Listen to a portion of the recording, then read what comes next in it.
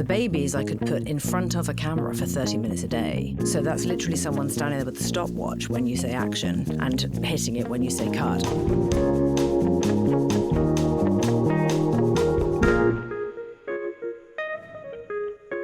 Kate Winslet, it is so lovely to see you. I can't tell you how much it means to me to sit across from you, because I think about my whole career adjacent to watching you do your whole career. Yeah, it's crazy, isn't it? We've done all these things in tandem. Yeah, all these things in tandem, meeting each other at certain intersections, and you are...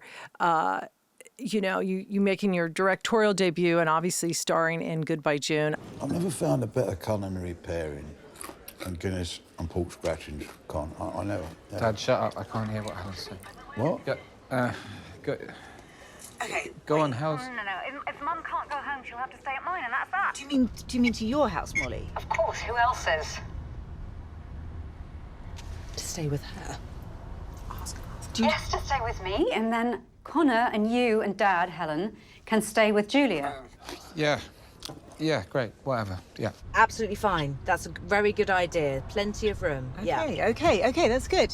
I am just thrilled that Netflix has it and that I get to talk to you about it. Oh, thank you. And that you finally effing did it, by the way. I finally effing did it. And it is an interesting one, the topic of like directing and why hadn't I done it before and why now. But the interesting thing that has been asked is why hadn't I done it before? And there are so many things I used to say, because I remember Danny Boyle coming up to me on the set of Steve Jobs, and he said to me, you think like a director. When are you going to direct? And I was like, oh my God, please don't make me. Because I had been married to a director and fully know that the process of directing a film is not come in and out like an actor does. It is a year, if not more, of your life, because there's pre-production, you shoot, then you go into the edit, there's grade, the sound, it all goes on. But there's also the development process of the script that is part of it too. And so it's a sort of an end-to-end job, which is wonderful. And the reality is, Krista, I've been a mother. So juggling an acting career and raising a family was always challenging, and I could pull that off. But there's just no way that I would have been able to sidestep my mothering duties any earlier than now. And it happened in my 50th year. And I do feel actually really fucking great about that. That is great. And I'm going to bring you way back, much earlier, because I saw Heavenly Creatures and I never got over it. I'm still not over it. It was just like one of the most unbelievable films, two incredible performances. And from that second on, I was like, I stand Kate Winslet for now until eternity. And I still stand by that. But I think about that. You were so young at that time. And obviously Sense and Sensibility, Jude, again, these movies were so like great and heavy. And it leads me to something that when we were doing our second Hollywood cover, and I'm going to show you this because I've had Cameron and Claire and now you on the podcast, and we've all talked about it. And I remember Cameron cut her hair that morning. She did, and arrived on set, and Annie was like, oh. Yeah. You were in the middle of Titanic, and it was one of my career highlights at that time because I was just so in awe of your talent and you that I had to be your stand-in because you were coming from... I was coming from Rosarito, where we were shooting. The water. Yeah, I was coming that morning. Yeah. So when we shot Titanic, and I remember this very, very clearly, when we shot Titanic, it was a 7-month shoot, and 4 months of that shoot were by night, and we did 6-day weeks throughout. So we were totally topsy-turvy. But I remember I had wrapped, it was a Sunday morning, and I'd wrapped at 5:30 a.m., and I got in a minivan with crew who were coming home to LA to see their families for the weekend. And I hitched a ride and came and did this Vanity Fair shoot. And so I'm standing there. I had no sleep. I had literally come straight from set. And I do remember how much those shoes hurt. Yeah. To this day, I remember. But it was a great cover, wasn't it? I love to see that all three of you are still performing at the top of your game, and it's just like thrilling for me. Is it's wonderful, an actually, assistant on that shoot, doing these things that I went on to do. I did it for 25 years. So that to me is just an amazing. And to sit across from you, it's just like, look how chef's far you've kiss. come. Look at you now. And you. Look at us both now. Look at us both now. Yeah, exactly. We've got to celebrate our wins. Okay, I have to do this because since then, how far we've come. And I'm not going to read my accolades. I'm going to read yours. Oh, no. God. I have to read it. Ready? It's 7 Oscar nominations total, including a win for the reader, 2 Emmys, 5 Golden Globes, 5 BAFTA. IMDb says 109 wins and 190 nominations overall. And I reread my cover story on you. And when Leo, my favorite quote, is like, she is hands down the best actress of her generation. So I'll stop there because I'm not going to embarrass you anymore. But I wholeheartedly agree with him. That's really very kind. And so I kind. love that you just decided to direct and you're also in this film. Yes, because I produced it too. So the 2 jobs weren't enough. And so I had to do 3. I mean, what on earth is wrong with me? But I loved every second of it. I loved every second of it. I didn't want it to finish. I could have gone on forever. And I think that's really because I loved the script. I was extremely drawn to it. I had such a personal connection with it. But I loved all of our brilliant actors. And they all had said yes. And when my son had written it and let me read it, he couldn't believe it when I said to him, well, we're going to have to make this into a film. And he was like, it's not some assignment you have to make me feel good about, Mum. Honestly, it's like, and I'm like, no, darling, no, we are. You need to go and finish it, because he still had 20 pages to go. I said, finish it, and then I think we really should talk about this seriously. And he was freaking out. So part of my exercise in getting him to understand that I really meant it was to get him excited about the possibility of who might be in it and crew that we might have. Because the great thing about being a producer is that that's your job. You reach out to the people you admire, you reach out to the people you love and have known for a long time. Even sometimes you call in favors from those people. That's sort of how it goes. And I love that side of the job that I now do. So I wasn't going to direct it initially. I didn't think about that at all. I was going to produce it and play Julia. And then right at the point that the script was ready, after about 1.5 years of development with Joe, I suddenly said to him, we can't give it away. I said, because as soon as a director comes on board, it will become theirs. And that's right. That's the right thing. But I don't want that for us, and I don't want it for you. I want you to feel like you're part of it. And if it had been anyone else, Joe would have come to the read-through, and he would have come for a set visit in the middle and maybe a dinner that no one wants to go to anyway, right at the end. And I didn't want that for him, because he's a really smart person, and he's incredibly passionate about film. He has a film language that seems to be innate within him. And I wanted him to be there and to learn and to see it come to life. And so we wrote down a list of all these actors that we dreamt might play these parts. And they all said yes. I mean, Kate, it is a murderer's row of British. It's and Toni Collette is not British, but Helen Mirren, it's unbelievable. Andrea Riseborough, I know. Timothy Spall, you're just one after another. Everyone is so, so good. But I want to go back a little bit for our listeners. So, and this is, and correct me if I'm wrong, but so your son is in film school, right? And he says, hey, Mom, read this. I don't know if it's any good or not. And really lie to me if it's terrible. But, can you give me some notes on it? Yeah. What was that first read like for you when you started? Well, you have to remember that I'm very close with all of my children, and they all need very specific, different things from me. And I'm no stranger to reading things that my son has written, because he's always written. Okay. So he was a very talented writer at school. Actually, part of his, we call it an extended personal project, and they do that at the age of 18 before leaving. And he actually was feeling really ambivalent about having chosen to do English literature, because he didn't want to be annotating endless old texts, and he found that really hard, and he found it was stifling his desire to write creatively. And I said, well, what would make you happy instead of that? And he said, I just want to write monologues and poetry. I said, do that then instead. Do that as an extended personal project. And he got the most extraordinary results for that work that he had done. So I'd read all of that, and I'm very familiar with his capacity as a writer. But it's a completely different thing to know how to formulate a screenplay with a real structure and real characters that have to jump off that page and live and breathe and become something that is a narrative that pulls people in. And he had done it. And what he had done that struck me most of all was he had somehow been unafraid to explore the different, very complicated themes of family. So pursuing comedy as well as tragedy and having those things live side by side with each other under extreme circumstances, involving multiple characters and lots of children. And I said to him, how did this kind of come to you in this way? And he said that when he was in the screenwriting course, he had a brilliant tutor who'd said, just write what you know. And Joe at that point was like, well, you know, I lived through COVID and all the restrictions and things that happened in our country to teenagers, and they were literally not allowed to go out for months on end, and it was ruinous for them. So there was that. But he really remembered very clearly losing his grandmother, my mother, in 2017, and was so struck by how everyone came together. You know, people hadn't seen each other for a really long time, people working away, living in different countries, etc. Just the sheer geographics were phenomenal in us all coming together, and it was kind of miraculous. And we gave her a passing that was wonderful.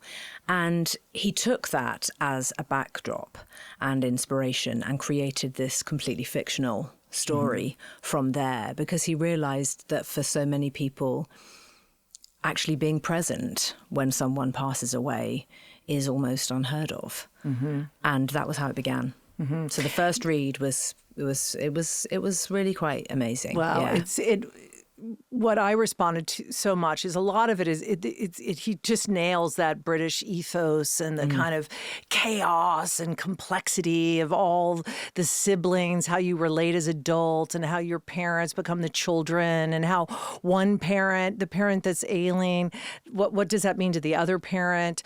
I love so much of it. It's so funny, and it's just these characters are so layered, even though we only sit with them for 2 hours. And the casting is so well done. I think, obviously, rightfully so, actors jumped at the chance to do this because they could bring so much to these parts. There was so much meat on the bone. And I've watched it a few times, and it just... there's so many scenes, but the first thing, one, I was just so happy and proud that you had directed it. Second of all, I loved that this is what you chose to do. And then I was like, wait, is she mad? She's working with like 7 kids. Oh my gosh. And they always say no children and no dogs, right? Oh. And here you had like babies. Yeah. Oh yeah. So I had 7 children, and actually that was 8 because the baby was identical twin girls. And so working hours are very, very different for children than they are to adults, but they're also very different depending on the age of the child. So the babies I could put in front of a camera for 30 minutes a day. So that's literally someone standing there with the stopwatch when you say action and hitting it when you say cut, and adding up the minutes of actual on-screen time that child has been a part of. And it's a fantastic system, and thank God that we have these kinds of protections for people, for young children who work in the film industry. But then I also had 2 5-year-olds, one of whom had special needs. Then I had a trans girl. I had one of the children was high-functioning autistic. But what was so wonderful about it was that it only added to the texture of family, real family, and real family of today. And children bring the joy in everything. And also what's wonderful about children is that they observe and they can feel what's happening to the grown-ups around them in delicate situations. They don't necessarily understand what they're seeing. They clock it, they feel it, but then they just get on with hiding under the bed covers because it's a huge empty hospital bed with funny buttons that they can press, and looking at the cute things on the Christmas tree and trying to sneak the chemically foods that they're not supposed to have, and forming friendships in a whole other way, and actually... What's lovely about the film, and a part of it that I am proud of, is that you really do feel those children start to come together and bond in ways that the adults are completely incapable of doing. And it's so true of life. Children don't discriminate. They don't care. They don't care. They see someone who smiles at them and says, do you want to come and play? And they go and play. And it's wonderful, that innocence. And I was thrilled to be able to capture that. But my God, it was the most extraordinary juggle, I can't tell you. And I only had 35 days to shoot the entire film. And I only had Helen Mirren for 16 of those 35 days. Oh, well, let's talk about Helen Mirren, because I have read that there's a few things that she said, I'm never going to play. And one of them was a dying person. Yes. And what was it that got you to get her to play her? Because June, she's unbelievable. I know, she's just incredible. It's actually one of my favourite things I think that she's ever done. And I spoke to her, I called her. I had worked with Helen before, a very long time ago, and had bumped into her many times at things. And so we sort of know each other a little bit. I spoke to her and I told her what the story was, and I explained that I was going to send her this script, and I explained that at that point I was going to be directing it, and that I had never done that before, and she was very excited about that. And then she said, darling, I am going to have to stop you, because I just need to tell you that I have always said I would never play anyone with dementia, and I would never play anybody who has cancer. So you just need to know that. And I said, OK, well, read it anyway. See what you think. And she was just very, very touched by the story, and she did love the role. She sort of didn't want to do it. There was a part of her that was resisting like mad. And in her own words, she said, I don't really want to do it because I know it's going to be terribly hard. And I do have those 2 rules that I told you about, but I'm actually going to break those rules, and I'm going to do this for you because I think that you will do a good job, and I feel like I will be in safe hands. And I was so blown away. And then, of course, I completely freaked out because I'm thinking, oh, my God, I'm going to be directing Helen Mirren and Tim Spool. I mean, they're veterans of this film world. But I did know straight away that there would have been no point in me trying to, give them a bit of direction that they've never heard before, or shock them into something, or try and be a bit tricksy. Because as actors, you're really clever. I sniff that stuff out if a director tries that with me, and it's just not helpful. So I thought, well, the best thing I know that I can do for those 2 actors in particular, because they do have such quiet, important scenes together that needed to feel really intimate, I knew that I was going to be able to change the atmosphere of those spaces for them by making them as decluttered as possible. So I didn't have any overhead boom mics, not once in the whole shoot, partly because when you have 7 children, exactly, they would be staring up in the air at the man with waving the big pole in the sky. But for me as an actress, I'm pretty good at blocking things out. But my one thing that I do find very hard is not seeing that boom, or seeing the person in the corner holding the boom with their arms shaking because it's a 6.5 minute take. It's very hard to tune that stuff out because you actually worry about that person's arms, So I worked with our sound designer, Denise Yard, and I said, look, how can we do this without having that stuff? And she said, well, we'll just mic everybody, including the children, and we will have lots of hidden mics absolutely everywhere, which is what we did. So the day that Helen Mirren said to me, do you know, I must say, the sound department on this, they're really very invisible. She said, I just hardly feel they're there. I mean, I literally pumped my fists into the air, and making sure as well that actors had their radio mics put on them at the same time as getting into costume, separately to walking onto set. Because there's a thing that happens as an actor, and this is never really talked about. But you come into work and you're in a certain mindset for the day that's coming up, depending on the scene that you have. And sometimes that mindset can be that you just need to be quite quiet.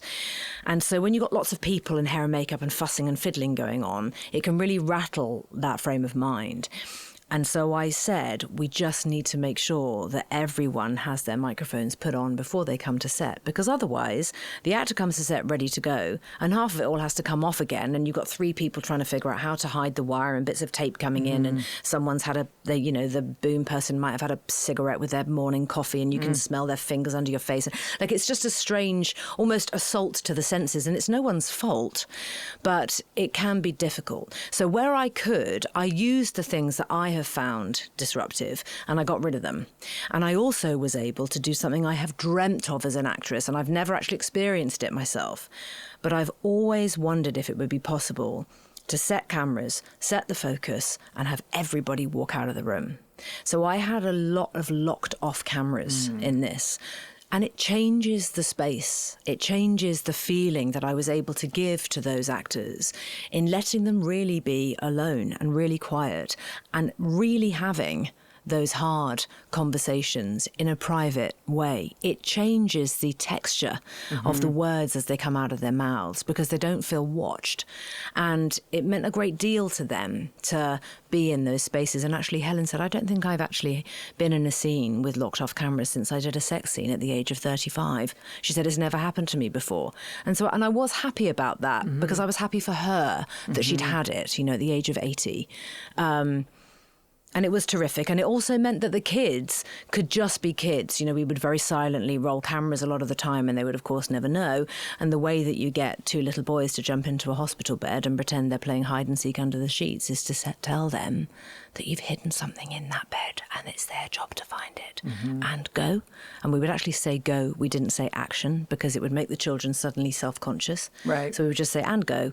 And we would suddenly, then all the actors knew we were in the scene, but the children didn't have a clue. So I got children being children. You really created such an intimacy with every single one of the characters, even though there's sometimes 6 of them, 7 of them, 12 of them in one room.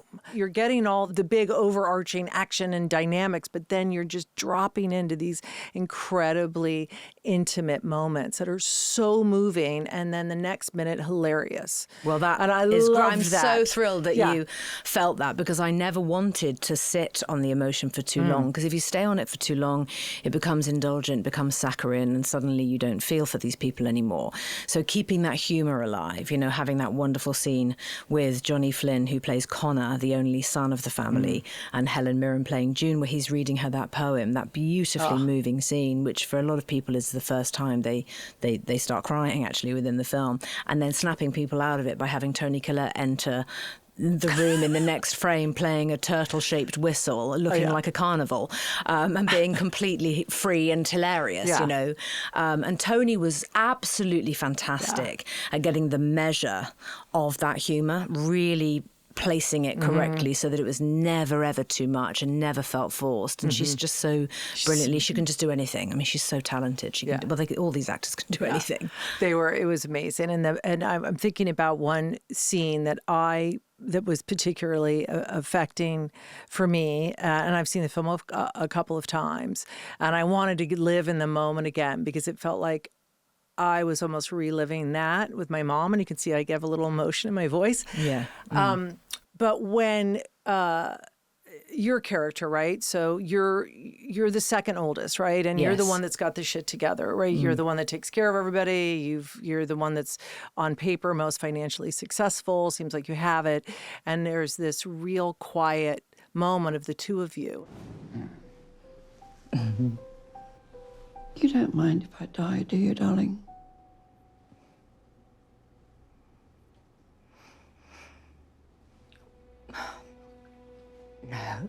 No, Mum. Mummy, of course I don't mind. Good. That makes me feel better. The expression on your face, all the emotion that you go through in that seconds, and then you turn to her and you're, of course, Mom. How was that directing yourself? Like, it's so intimate. Did you have to see the scene and then go back and be like, did we get it? Do we have to do it again? I mean, how is that when you're acting in it? I love that you mentioned that scene because it is actually, it's just one of my favourite scenes in the film in terms of how we shot it. And we had a lot of reflections that were available to us because of how it was lit. And you could see the snow outside of the window, and the snow is a very symbolic part of the story. And I just really love it. And it sort of sits perfectly in terms of where it lands within the story at that point. It was very hard for me, that scene, having lost my own mother. And also saying things that I didn't necessarily say to her, didn't necessarily get to say, conversations we didn't actually have. Similarly, directing Tim and Helen in those very quiet scenes between Bernie and June in the sort of back third of the film, actually the last quarter of the film. I felt like I was witnessing conversations between my own parents that I never witnessed. You know, I don't know what was said between the two of them in the final days of my mum's life. And suddenly it was almost as though that was coming to life again. So I did, there were things that were just inevitably very, very hard. And I think, you know, that line between what's real and what isn't became just completely blurred for me. And it actually did for most of us as actors because the majority of us have actually lost a parent. It was hard directing myself. I had to just rely on instinct, which is something I've learnt to do in my life. But I also had to be ready with how many different ways I wanted to try something. But the most wonderful thing about working with actors of that caliber is that no matter what I might have planned, it would always come out differently based on what I was being given. And that's what great actors do. You give each other things that completely change the way you may have anticipated you yourself were going to play a scene. It can literally just flip it on a dime. And in actual fact, the way Helen delivered that line to me, it wasn't how I'd heard the music of it in my own head when I'd been learning the scene and prepping for it. It came out differently. And actually, I think part of my reaction that you see on camera to that line is almost, it is startling, because she's so startled by, of course, the question, yes, but the fact that her mother is choosing to say it to her. Mm-hmm. She's looking for that permission from this one daughter. So in that moment, Julia, my character, finally feels seen by her own mother, rather than just, for want of a better description, slightly taken advantage of because she has the financial means and she's responsible and she's practical and she's probably got, people back home who help her do stuff like an assistant, etc. And Julia is very different to the rest of the family in that capacity and is way too lent upon. So there's no space for Julia to have real emotions about what's going on because everyone else's emotions are so much bigger than hers. So that's a long-winded answer to the question of it was really hard directing myself in that scene and also directing Helen too, because, I'm sitting there watching her face and then trying to find a way of wanting to kind of give her a note or a thought and not being able to just kind of say, cut. Okay, so that was really great, but in this next one, can you do blah, blah? I mean, it's just finding the right tempo, actually, and timing of when to offer something up and when to leave an actor be. It came to me relatively instinctively, but there were definitely times when I would think to myself, I think it's better to just let them be for this moment rather than add something that might throw them or change a plan that they had that I don't know about yet. And it was always so fascinating to see, quite honestly, how odd everyone is. Actors are odd creatures, and this is a family of messy, chaotic siblings who have lost their way with each other. And being free and open to that and letting them all be as messy as they wanted was it was just delicious. It was just delicious. Well, you answered one of my questions because you do have there's obviously we've talked about the cast. I was going to say, did they surprise you with how, you read it on the page and you think you hear and you just answered it with Helen Mirren was able to surprise you and how she delivered something, which I love that actors, you think about it and yet you can read it on a page, but yet what everyone else brings to it just keeps it alive. And the humor that comes across too is something that I just, like I said to you earlier, it's an easy watch. I loved watching it, even though it's about something, it's so universal because we all experience it. No one, it's 100% guarantee. Yes. I mean, no one gets out of it. Out of experiencing this. No, it's something that happens to all of us. And you know what? We don't talk about it. In our, in Western culture, we are really not very good at talking about loss. We don't even know what to do when someone has passed away and you find yourself phoning a funeral hotline or a coffin company to order a coffin. I mean, it's the strangest set of circumstances for any human being. And yet, in our culture, we have absolutely no infrastructure emotionally or roadmap of any kind. In other cultures, they sometimes embalm a body and keep it in the family home for up to a year until they actually bury it, until they're ready to. I mean, it's just extraordinary to think about that as an idea. And, we lose someone and we bury them or cremate them within a matter of weeks. There's something... It's just interesting to think about the amount of stuff that we don't discuss and also the emotions facing, knowing that someone's going to go, making sure that you've said everything and also making sure that I think when facing losing a parent, making sure you've asked them about their life. Tell me everything about. I do remember actually doing that with my own mother. Just tell me again about that section of your life between 16 and 25. And she told me things that I've never heard her say before. But the actors, you know, in terms of did they surprise me or not, I think we all surprised each other. And I think Helen Mirren surprised herself, to be honest, because she was resisting a lot of what it took to play this part. You know, she's an 80-year-old woman. She doesn't want to play somebody who's about to die. She didn't want to play somebody with that thinning hair and that non-costume by virtue of the fact that it's a hospital gown. And she found that hard. She did. And she would say to me, I don't like it. I'm struggling with this now.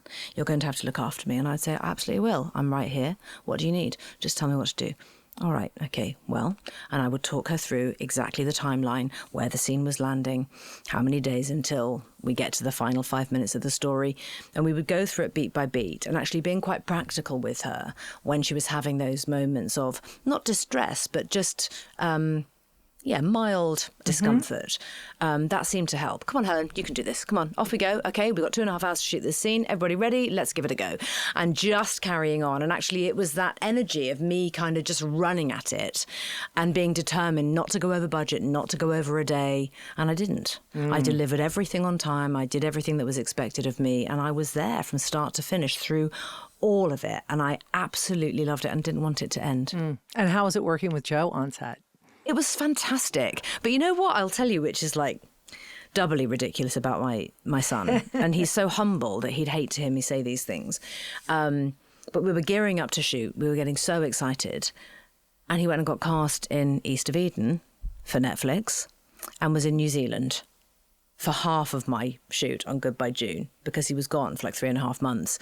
And by the time he came home, I was 3 weeks in.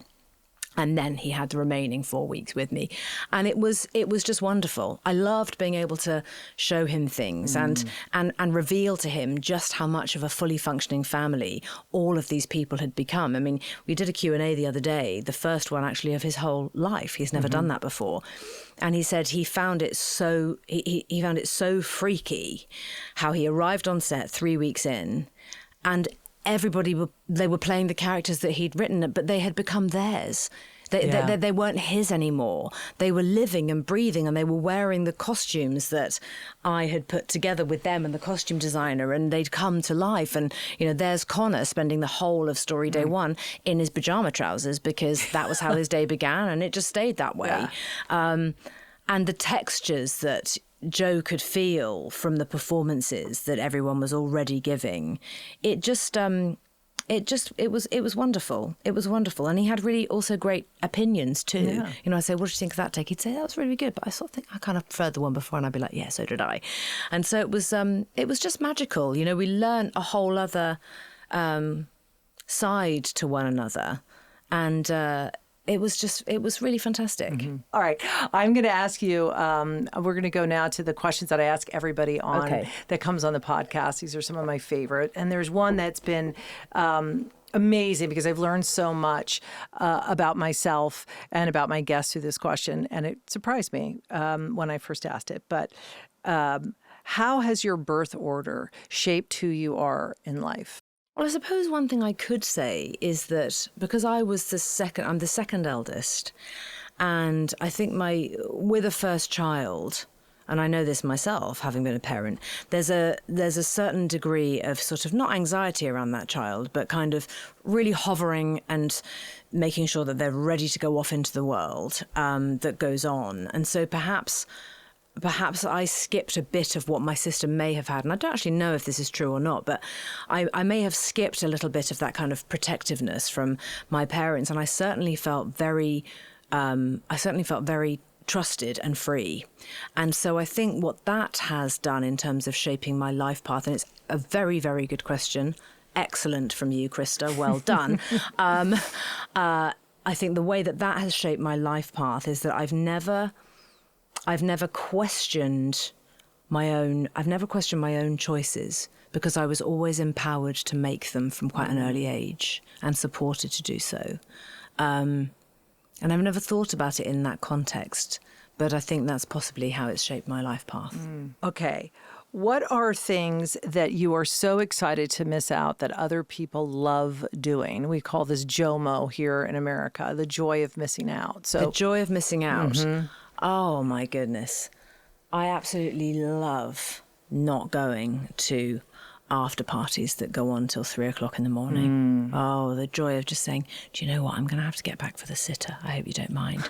Oh, my God. Heaven on earth. That's my answer. that is. Yeah. That's so good. That is Yeah. what we do. Okay, my last question. Core memories. So what was one memory that's like etched into your mind forever? Is it old or new, big or small, like it was yesterday, that was like pivotal in your life? It is quite an extraordinary memory to have, almost to the extent that I can't quite believe this happened, and it's a wonderful memory. So I was about a year into my life beyond being married to Sam Mendes, and I was on a holiday with there were about 10 of us, I think, and we were on a boat, and it was myself and my 2 children, Mia and Joe, who at the time would have been, 5 and 8 or 6 and 9 or something.